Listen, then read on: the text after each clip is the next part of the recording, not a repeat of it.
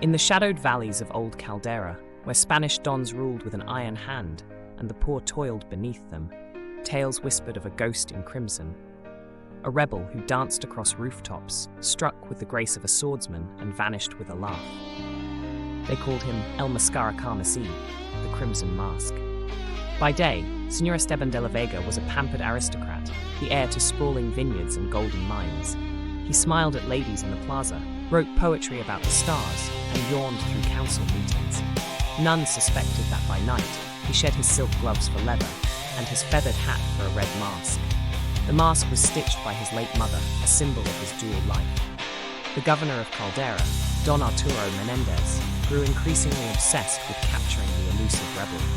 The Crimson Mask had humiliated him a dozen times, stealing his payroll wagons and exposing his torture chambers. Once, he even painted a crimson sigil on Don Arturo's prized Andalusian horse. One night, Don Arturo planned a trap to finally catch the masked hero. He staged a public execution of 3 farmers accused of theft, innocent men who had spoken out against his grain taxes.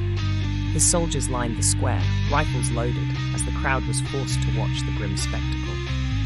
But just as the noose was tightened around the first man's neck, a whip cracked in the air, the platform's beam shattered, and a figure in a crimson mask swung from a rooftop.